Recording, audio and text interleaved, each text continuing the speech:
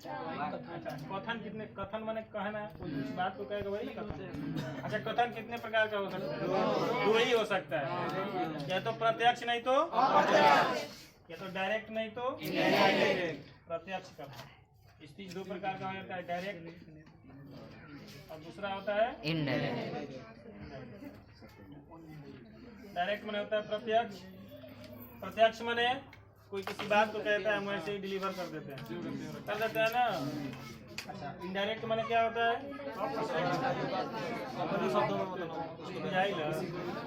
Indirect का मतलब होता है कोई किसी बात को कहता है तो हम उसमें थोड़ा सा मिर्च मसाला लगाकर बोल देते हैं। मैंने समझ लिया कि नरेशन क्या है, गाँव के चुगल की कुचुराई, जिसको भोजपुरी भाषा में ना कहते हैं कुचुराई।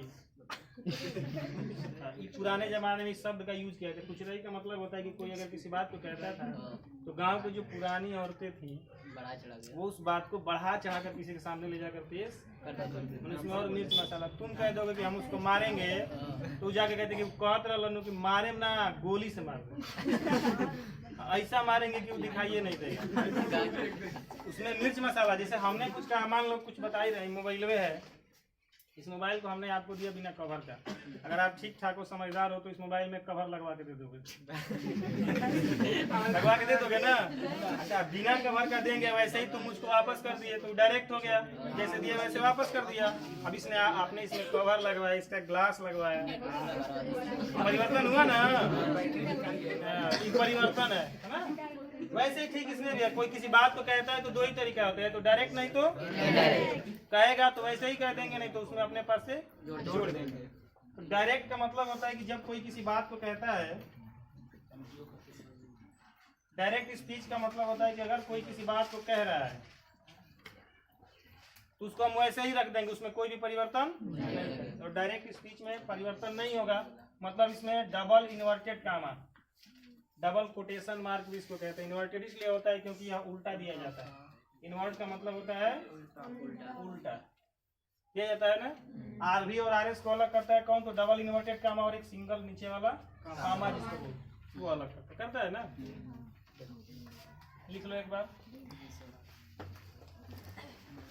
लिखो। हम क्या करते हैं, उस बात को वैसे ही रख देते हैं, उसमें कोई परिवर्तन नहीं करते। जैसे कहा जाए सिंपल, तो सिंपल एक सेंटेंस ले लिया जाए कि ही सेड टू मी, तो नॉर्मल यही आता है ना, ही सेड टू मी। अब इसमें कोई भी एक सेंटेंस रखा जाए, I went to my village last week, मैं पिछले सप्ताह अपने गांव गया। ठीक, कह रहा है कि ही सेड टू मी, इसने ही ने कहा इस बात को किससे? मुझसे कहा, मैंने उसने मुझसे कहा कि मैं कहाँ गया था, तो अपने गांव पिछले सप्ताह। जैसे इसने कहा है वैसे ही इस बात को मैंने दूसरे के सामने डिलीवर कर दिया। इसमें तीन लोग होते हैं, एक जिसने यह बात कही है, एक जिससे बात कही है, और दूसरा हाइड होता है, छिपा हुआ होता है, जो यह बात को पहले कह चुका है। जैसे मैंने कहा है, जैसे ही सेड टू मी, उसने मुझसे कहा, तो यह बात मैं कह रहा हूँ। उसने मुझसे कहा कि मैं पिछले सप्ताह गांव गया था। अब जिससे बात कही जा रही है वो हाइड है, इसमें कहीं नहीं है। जिससे बात कहेगी उसको बताया गया है नहीं, छिप गया है वो। इसमें क्या किया गया, सेंटेंस में कोई परिवर्तन नहीं। पहचानने का सबसे आसान तरीका जो डायरेक्ट स्पीच होगा वो डबल इन्वर्टेड कामा के अंदर। समझ में आ गया? दूसरा हेडिंग बना लो, इनडायरेक्ट स्पीच। अप्रत्यक्ष कथन, इसका अर्थ होता है अप्रत्यक्ष कथन हिंदी में। इनडायरेक्ट स्पीच में क्या होता है, जब कोई किसी बात को कहता है तो हम उस बात को क्या करते हैं, अपने शब्दों में व्यक्त करते हैं, माने इसमें कुछ न कुछ परिवर्तन करते हैं। और जब अपने शब्दों में व्यक्त, इसी सेंटेंस को अगर अपने शब्दों में व्यक्त करके कहा जाए तो ऐसे कहा जाएगा कि he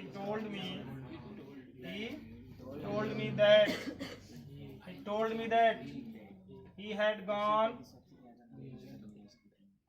to his village the previous week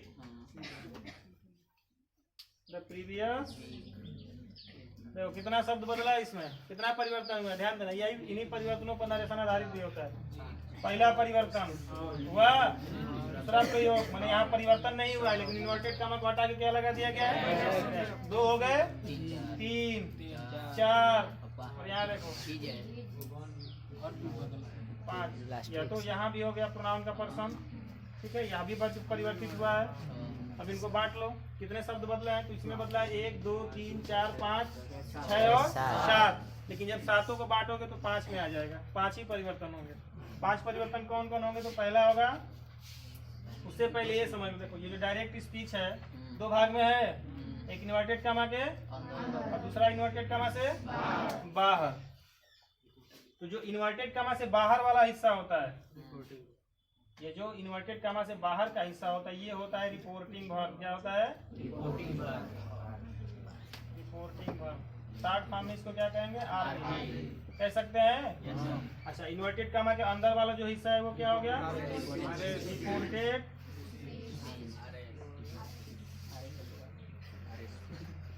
माने शॉर्ट फॉर्म इसको कहेंगे। अब इसी पर पढ़ना है आरवी और दो भाग है इसके, आरवी और आरवी इसके। तो डायरेक्ट स्पीच के 2 भाग, इन्वर्टेड कॉमा से बाहर वाला आरवी और अंदर वाला है ना। अब परिवर्तन देखते जाओ, 5 परिवर्तन होते हैं। तो पहला परिवर्तन होता है, यह इन्वर्टेड कॉमा से बाहर वाला परिवर्तन है ना, तो पहला होगा चेंज द आरवी। चाहे ये भी लिख सकते हो कि change the main verb of RV. RV यानी रिपोर्टिंग वर्ब के मुख्य क्रिया में परिवर्तन बदला है, ठीक। दूसरा है दैट यूज कनेक्टिव, या 5 याद रखना, नरेशन कभी बनाने में दिक्कत नहीं होगी। Change the RV, use connective. तीसरा होता है, देखो यहाँ देखो, ही क्या है, सब्जेक्ट, लेकिन प्रोनाउन है ना, यह क्या है, यहाँ देखो आई, प्रोनाउन का पर्सन माई, प्रोनाउन का पर्सन है, यानी change the person of pronoun. जहां जहां प्रोनाउन के पर्सन होंगे बदल देंगे, change the persons of pronoun हो जाएगा। जहां जहां प्रोनाउन का पर्सन है वहां वहां उसको बदल दिया जाता है, उसके नियम होते हैं। चौथा क्या है, तो हैड गॉन, हैड क्या, हेल्पिंग वर्ब अर्थात टेंस है ना, और गॉन है मेन वर्ब यानी चेंज इन टेंस। इसके कुछ शर्त होते हैं जो आगे बताए जाएंगे, है ना। चेंज इन टेंस, और ये क्या है, अदर वर्ड में परिवर्तन। लास्ट वीक 5वां परिवर्तन क्या होता है, चेंज द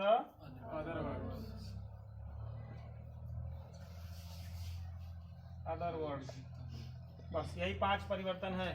इन्हीं 5 परिवर्तन पे पूरा नरेशन टिका हुआ है ना। उतार लो स्पीच, हालांकि बताया लेकिन एक बार और दे दो। Part of direct speech. अब डायरेक्ट स्पीच के 2 भाग होते हैं, बताएं अभी। डायरेक्ट स्पीच के 2 भाग, सब्जेक्ट, वर्ब और ऑब्जेक्ट, ठीक। फिर यहाँ से हो जाएगा subject, helping verb, main verb और ऑब्जेक्ट, ठीक। डायरेक्ट स्पीच के 2 भाग होते हैं। बाहर वाले को कहते हैं आरबी, मैंने इन्वर्टेड कॉमा से बाहर वाला आरबी, और अंदर वाला आरएस। आरबी में कितने परिवर्तन करने होते हैं, एक। क्या, केवल मेन। आरबी में सिर्फ एक परिवर्तन करना है, इसको याद रखना, आरबी का मेन वर्ब बदलना है कुछ शर्तों के साथ। जब नियम लिखवाएंगे तो पता चल जाएगा। उसके बाद कंजक्शन लगाना है, 5 नियम थे ना। पहला आरबी का मेन वर्ब, दूसरा कनेक्टिव, तो वही कंजक्शन या कनेक्टिव या कनेक्टर कुछ भी कह सकते। पर्सन ऑफ प्रोनाउन, और पर्सन कहाँ कहाँ आ सकते हैं, तो सब्जेक्ट के स्थान पर आ सकते हैं, ऑब्जेक्ट के स्थान पर आ सकते हैं, और पॉजिटिव आ सकते हैं। तीन रूप होता है ना पर्सन का, ठीक। टेंस बदलते हैं, फिर बदलते हैं अदर वर्ड, माने ऑब्जेक्ट के बाद जो अदर वर्ड्स आएंगे उनको बदल देंगे। समझ गए 5 परिवर्तन। इसमें जो आरबी हम बदलते हैं, आरबी को बदलना है, पहला नियम यही है ना, आरबी।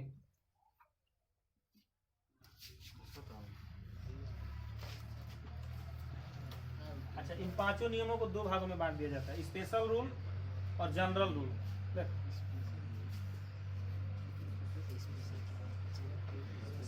स्पेशल रूल जिसमें 2 आ जाते हैं, आरबी है ना, जो 5 लिखवाए हैं ना, वो 2 भागों में बटे होते हैं, स्पेशल और जनरल।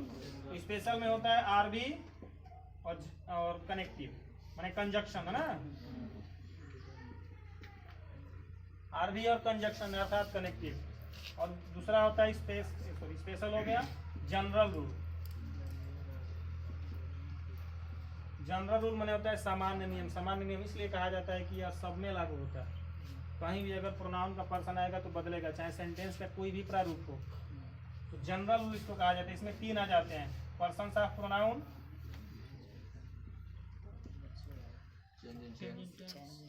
दूसरा टेंस और तीसरा अदर वर्ड्स। टेंस पे भी कंडीशन लागू होता है ना? तो टेंस पर कंडीशन तो इस पर भी लागू होता है। टेंस पर कंडीशन लागू होता है, लेकिन टेंस जहां भी आता है अगर आरबी पास्ट में है तो वो बदल जाएगा। लेकिन फ्यूचर में रहे, प्रेजेंट में रहे, फ्यूचर प्रेजेंट तो नियम में लिखवाया था ना कि अगर फ्यूचर प्रेजेंट में है तो नहीं बदला जाता है। यह जनरल सामान्य है। टेंस कहीं बदलेगा, मान लो किसी भी टाइप सेंटेंस। जनरल इसलिए कहा जाता है कि मान लो हम अभी बता रहे थे, यहाँ देखना कि आरबी और आरएस दो हिस्सा होता है ना।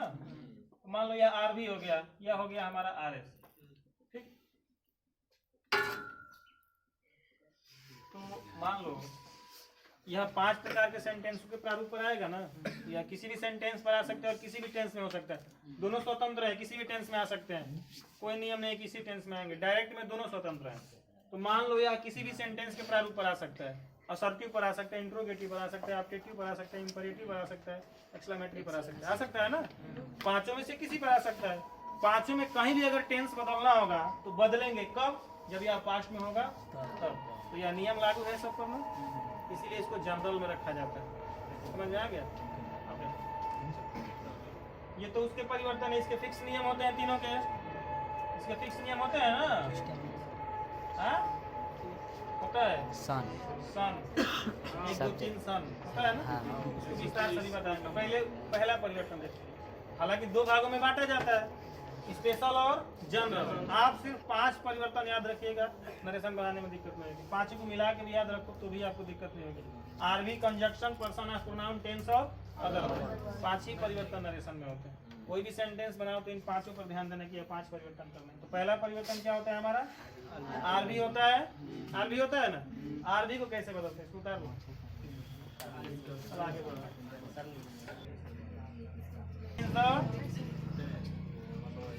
चेंज द आरबी माने रिपोर्टिंग वर्ब होता है ना। एकदम पहला परिवर्तन। नरेशन जब भी आपके सामने आए तो सबसे पहला परिवर्तन क्या करना होगा? अरे नरेशन आएगा तो डायरेक्ट में देगा, फिर इनडायरेक्ट में बदलना होगा।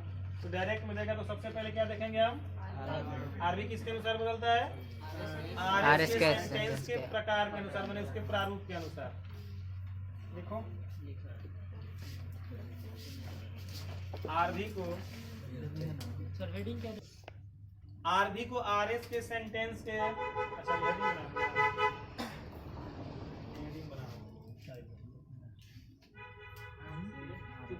आरएस के प्रारूप के अनुसार बदलते हैं।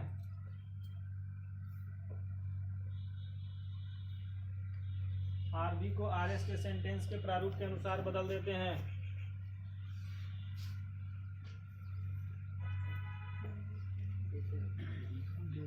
आरएस के सेंटेंस के प्रारूप के अनुसार बदल देते। अब यहाँ ध्यान देना, ये आरबी है, ये आरएस है ना। हमने कहा है कि आरबी का जो मेन वर्ब है, इसको बदलने के लिए हम किसको देखेंगे? तो आरएस का जो सेंटेंस होगा उसका टाइप देखेंगे, किस प्रकार का सेंटेंस है। सेंटेंस कितने प्रकार के होते हैं?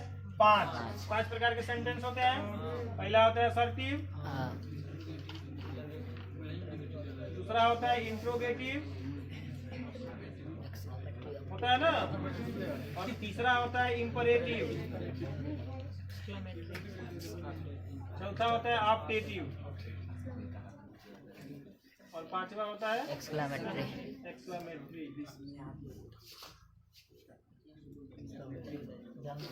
ठीक, इन्हीं पांचों में से किसी एक पर सेंटेंस होगा और सबका अलग अलग आरबी बदलता है। मैंने अगर असर्टिव होगा तो अलग आरबी बदलेगा, इंट्रोगेटिव होगा तो अलग, इंपरेटिव तो अलग, अपटेटिव तो अलग, एक्सक्लेमेटरी तो अलग। सेंटेंस 5 प्रकार के होते हैं। इन पांचों में से किसी एक प्रारूप पर यह सेंटेंस रहेगा, रहेगा ना। अगर पांचों में से किसी एक प्रारूप पर रहेगा तो इसी के अनुसार इसको बदल देंगे। देखो कैसे बदलते हैं। असर्टिव होगा तो असर्टिव की पहचान क्या होती है?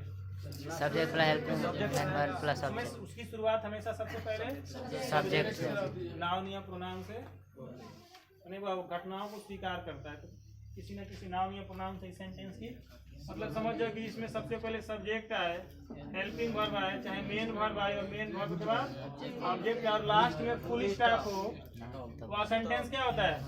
पहचानना है वहाँ। जब पेपर में आएगा किसी भी पेपर में तो जब सेंटेंस को पहचानना होगा तो देखो, अगर शुरुआत सब्जेक्ट से है, वर्ब है, ऑब्जेक्ट है और लास्ट में फुल स्टॉप है, समझ जाना कि वह सेंटेंस क्या है? यहाँ हम लिख रहे हैं आरबी, बदल के क्या होगा? जब बदलेगा नरेशन में तो यहाँ लिख दिया आरएस का सेंटेंस, माने आरएस का सेंटेंस होगा, उसके अनुसार आरबी बदल जाएगा। और समझने के लिए इसको उल्टा कर दे रहे हैं, पहले आरएस कर दे रहे हैं फिर आरबी। आरएस आएगा इन्वर्टेड कामा के अंदर और आरबी को हम चेंज करेंगे, बदलेंगे। बदलेगा तो क्या होगा? अगर आरएस का सेंटेंस असर्टिव है, आरएस का सेंटेंस अगर असर्टिव है, असर्टिव की पहचान बता दी। उसमें सबसे पहले subject, helping verb, main verb, object और लास्ट में क्या आएगा? फुल स्टॉप आएगा। अगर असर्टिव है तो इसका एक शर्त होता है, क्या? यदि आरबी में वर्ब के बाद ऑब्जेक्ट है तो ही असर्टिव वाले सेंटेंस का आरबी बदलता है। समझ में आ रहा है? जैसे आरबी में जो मेन वर्ब है इसके बाद अगर ऑब्जेक्ट आता है तो ही यह वर्ब बदलेगा, अन्यथा नहीं बदलेगा। ठीक, यहाँ लिख दे रहे हैं विथ ऑब्जेक्ट, माने ऑब्जेक्ट के साथ। समझ में आ गया? असर्टिव विथ ऑब्जेक्ट, ऑब्जेक्ट के साथ तो बदल जाएगा किसमें? से बदल जाएगा किसमें? टेल में। से टेल में, सेज टेल्स में, और साइड बदल जाएगा टोल। समझ में आया है? अगर असर्टिव सेंटेंस हो, माने आरएस के अंदर का वाक्य असर्टिव हो और आरबी के सेंटेंस में वर्ब के बाद ऑब्जेक्ट हो तो यह बदलेगा, अन्यथा नहीं बदलेगा। जो रहेगा वो वैसे ही लिख देंगे। से है तो से कर देंगे, सेज है तो से, साइड है तो साइड। दूसरा आते हैं इंट्रोगेटिव। चलो इसको इंट्रोगेटिव अगर होता है तो दूसरा सेंटेंस इंट्रोगेटिव। अगर इंटेरोगेटिव होता है, इंट्रोगेटिव की पहचान कैसे करेंगे? तो शुरुआत या तो हेल्पिंग वर्ब से होगा, माने एक्टिव वर्ब, नहीं तो question word, WH type word है ना, और लास्ट में क्वेश्चन मार्क आएगा ना। आरबी किसमें चेंज होता है? तो से बदल जाता है आस्क में, से चेंज इनटू आस्क, से चेंज इनटू आस्क और सैड चेंज इनटू आस्क। समझ में आ गया? तीसरा होता है इंपरेटिव।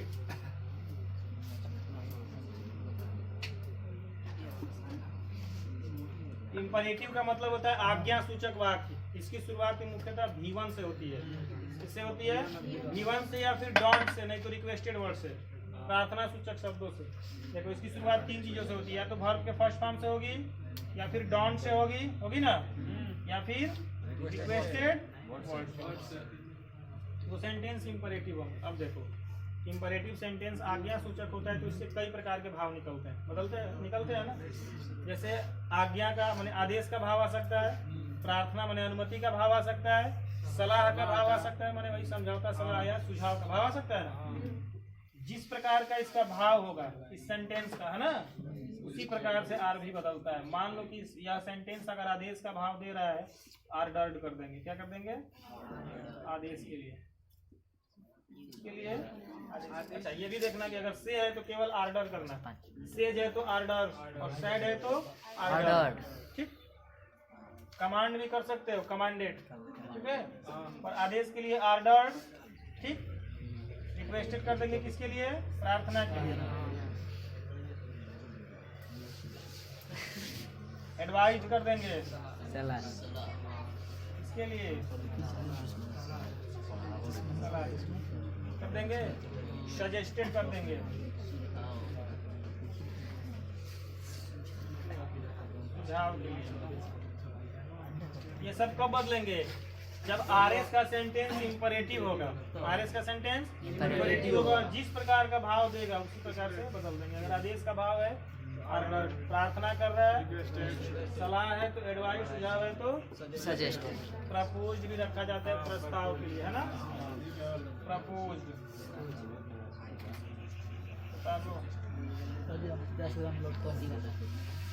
प्रपोज रखा जाता है किसके लिए?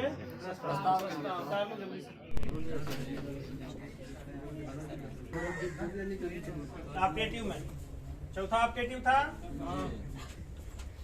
मान लो कि आरएस का सेंटेंस अगर ऑप्टेटिव है तो कैसे पहचानेंगे?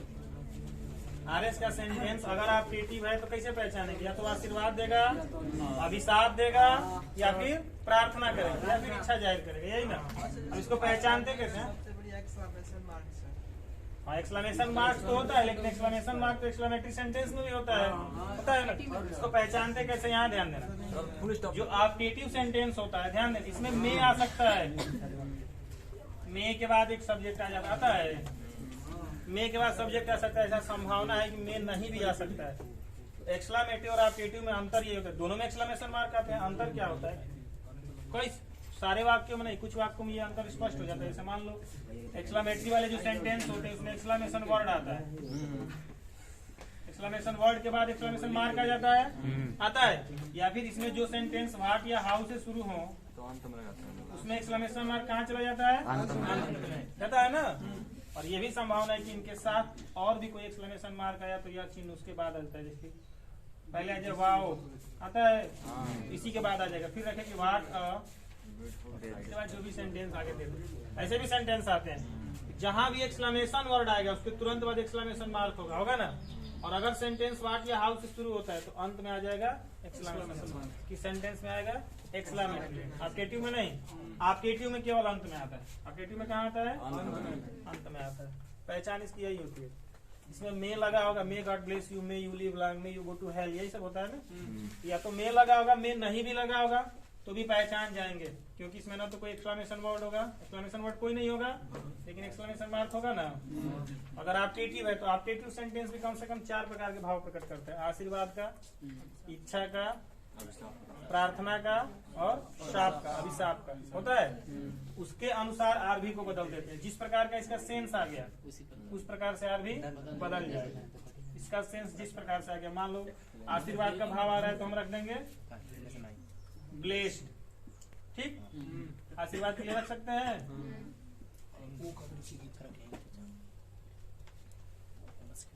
ब्लेस्ड।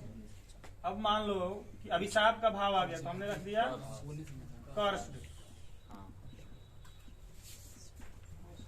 ठीक? प्रार्थना का भाव आ गया तो प्रेड।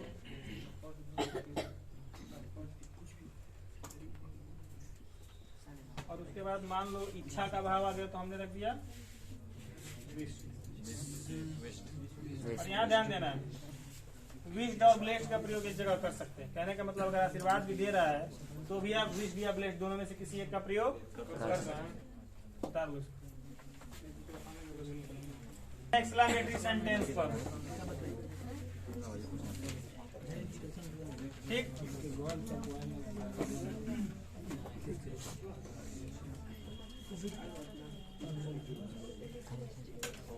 एक्सक्लेमेटरी सेंटेंस, इसको कैसे पहचानेंगे?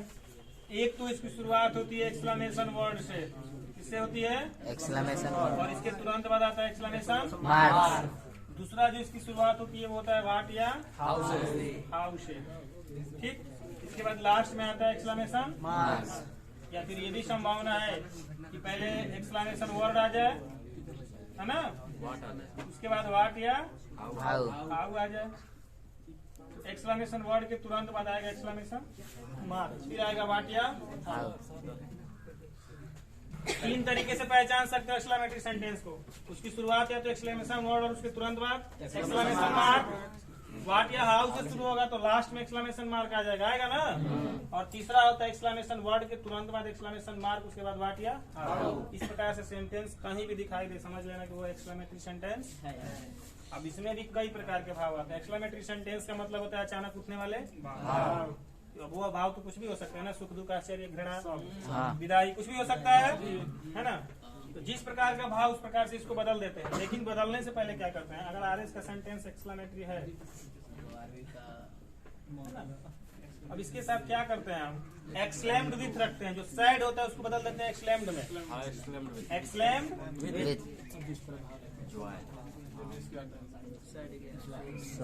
एक्सलैम्ड विथ रख दिया, और इसी के साथ जोड़ते जाते हैं। इसका भाव अगर सुख का है तो एक्सलैम्ड विथ के साथ जोड़ दिया हमने जॉय, एक्सलैम्ड विथ जॉय। नहीं, सब्जेक्टिव जैसा कहा, अपडेटिव में आपको सबसे पहले मे मिल रहा था और लास्ट में एक्सक्लेमेशन मार्क मिल रहा था ना, उसमें कोई एक्सक्लेमेशन वर्ड नहीं आएगा, इसमें एक्सक्लेमेशन वर्ड आएगा, यही अंतर। विस्मय सूचक शब्द आता है, उसमें विस्मय सूचक शब्द नहीं आता। एक्सक्लेम्ड विथ जॉय, जॉय किसके लिए, तो प्रसन्नता के लिए, हैप्पीनेस के लिए, प्रसन्नता के लिए, ठीक। अगर दुख प्रकट करता है तो एक्सक्लेम्ड विथ सॉरो, या फिर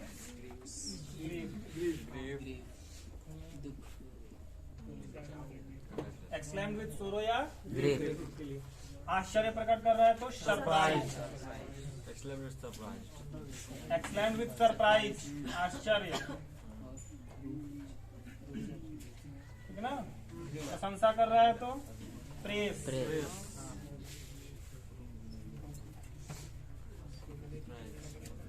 ठीक। घृणा के लिए हेटर हो जाएगा। जिस प्रकार से उसका भाव उस प्रकार से इसको बदलते चले। आप देखो एक्सलेंट विथ रखो, नहीं तो एक्सप्रेशन आप भी रख सकते हो, एक्सप्रेशन इनके साथ भी जोड़ सकते थे, expression of Joy, expression of सोर, एक्सप्रेशन ऑफ सरप्राइज, प्रेस और हेटर। विदाई का फेयरवेल होता है ना। गुस्सा का हो जाएगा एंगर, एक्सलेंट विथ एंगर, गुस्सा, ऐसे इसको बदल देते हैं। प्रशंसा, प्रेस माने प्रशंसा। आपके टीए में जुड़ के आता है, जिसे अभिवादन वाला जो होता है, ग्रीट किया जाता है, जिसमें गुड मॉर्निंग, गुड इवनिंग, उसमें भी बदल जाता है अरबी। उस वहाँ जब सेंटेंस के पास पहुंचेंगे तो उसको बता देंगे। अभी मुख्य 5 सेंटेंसों को लिखवाया गया है ना, देखो एग्जाम्पल, किसका एग्जाम्पल आरबी को केवल आरबी बदलना बता रहे हैं, बाकी कुछ नहीं है ना। कह रहे कि the student said,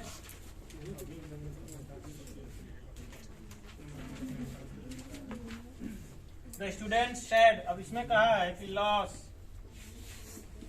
my friend is dead, ठीक है। अब यहाँ सेंटेंस दिया तो पहला काम तो आगे बदलना है, कैसे बदलेंगे अभी देख लो। सेंटेंस को पहचानने के लिए सबसे पहला शब्द देखो, पहला शब्द क्या है, लॉस। कहाँ प्रयोग होता है, दुखी के लिए। यहाँ ध्यान देना कि लॉस कहीं भी आ गया, लॉस ओ या फिर आ, यह दुख प्रकट करते हैं। एक्सक्लेमेटरी सेंटेंस यहाँ ध्यान देना, अगर लॉस आया तो दुख प्रकट कर रहा है ना। अब देखो एक्सक्लेमेशन वर्ड और एक्सक्लेमेशन मार्क, अर्थात यह सेंटेंस का एक्सक्लेमेटरी है ना। हाँ चलिए, अब देखो द स्टूडेंट क्या रखेंगे, एक्सक्लेम विथ, एक्सप्रेशन ऑफ भी रख सकते हैं ना। एक्सक्लेम विथ रखो, नहीं तो एक्सप्रेशन एक्सप्रेशन। अब यहाँ रखेंगे दुख प्रकट कर रहा है तो हम रख देंगे सोरो या बदल गया इतना ही, बस सेंटेंस को पहचान के आर भी बदल देना है। इस सेंटेंस को पहचान लो क्या है, असर्टिव या इंट्रोगेटिव है, जो भी है उसके अनुसार इसको बदल देना है। दूसरा एग्जांपल देखो, दूसरे एग्जांपल में कहा the teacher said stand up,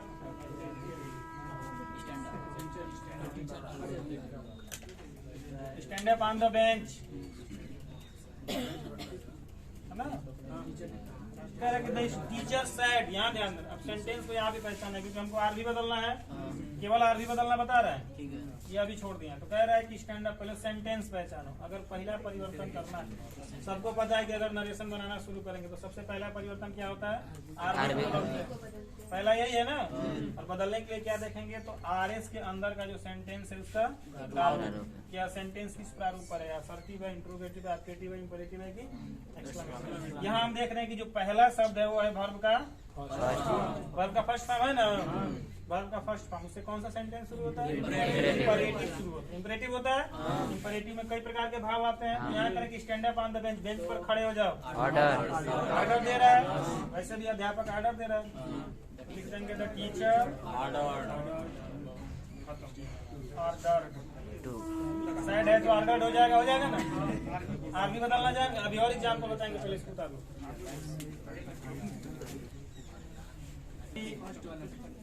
He said to me, I cannot go with you. He next Monday. कह रहे I cannot go with you till next Monday, है ना। मैं अगले सोमवार तक तुम्हारे साथ नहीं जा सकता। देखना सेंटेंस को पहचानो। अगर आगे बदलना है तो subject, helping verb, main verb और ऑब्जेक्ट, है ना। और ये कॉम्प्लीमेंट होता है, जो समय बताता है उसको कॉम्प्लीमेंट करता है। समय बता रहा है कार्य होने का। Subject, helping verb, main verb और कौन सा सेंटेंस? इसका मतलब साइड बदल जाएगा किसमें? टोल्ड में। ताकि आगे जब बदलना बताएंगे तो हो जाएगा। समझ में आ गया? अब तो बदल लेंगे ना। फॉर एग्जाम्पल कह रहा है कि my friend said to me,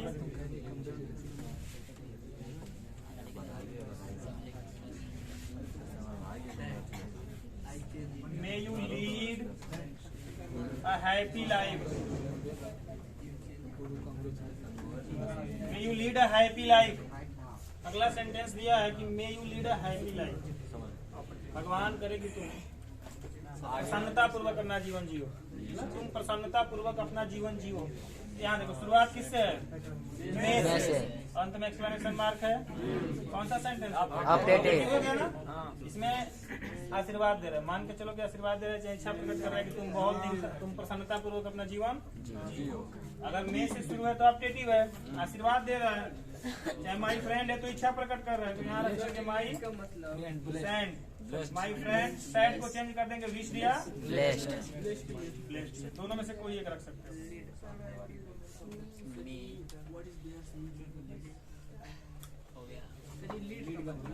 lead मैंने व्यतीत आगे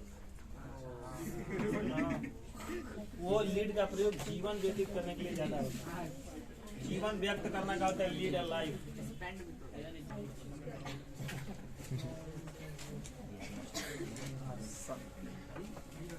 आरएस आरबी कई जगहों पर बताता है। मान लो आरएस में सेंटेंस की शुरुआत लेट से हो, है ना। अब लेट से जो सेंटेंस शुरू होते हैं वो दो तरह के सेंस लेकर आते हैं। एक प्रस्ताव या सुझाव का, दूसरा प्रार्थना का, रिक्वेस्ट का, आदेश लेना या देना का, है ना। तो लेट से दो प्रकार के सेंस आते हैं। आगे बताएंगे इसको पहचाने कैसे कि किससे कौन सा सेंस आ रहा है ना। तो मान लो अगर प्रस्ताव या सुझाव देता है, प्रस्ताव या इसको बदल देंगे किसमें? सजेस्टेड या प्रपोज।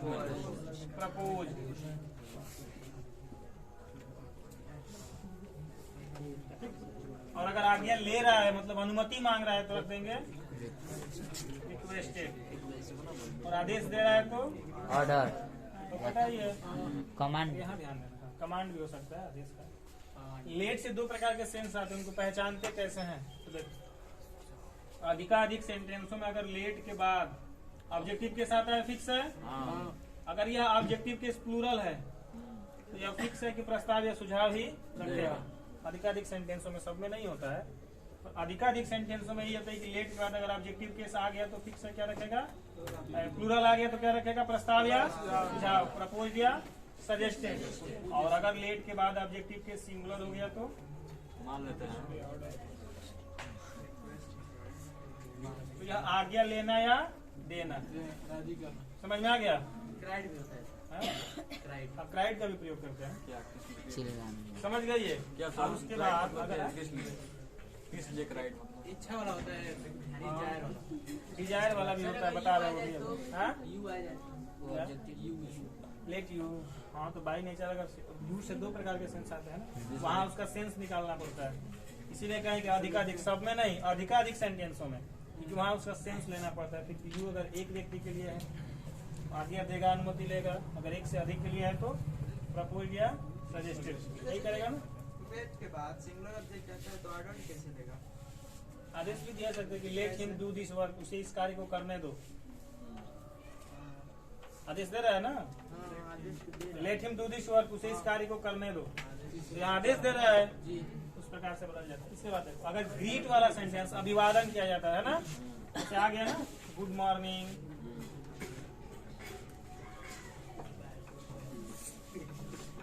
गुड नाइट, सब सेंटेंस आता है इससे जुड़ा हुआ जितना है, good morning, good night, good afternoon, है ना, गुड इवनिंग। इसमें चेंज हो जाता है आरबी किसमें? बेड में। बेड में। अगर आरएस का सेंटेंस, आरएस का सेंटेंस उसके बाद थैंक से है, चाहे थैंक यू से है, रिस्पेक्टफुली। उसमें क्या होता है? नहीं। आरबी बदलता है थैंक में, इसमें बदल जाता है थैंक। अगर आरएस की शुरुआत सर, जेंटलमैन में मैं रिक्वेस्टेड वर्ड से है, रिस्पेक्टफुल। आरबी से पहले क्या रखते हैं? सैड को बदलेंगे, लेकिन उससे पहले रखेंगे रेस्पेक्ट फुली। रेस्पेक्टफुली।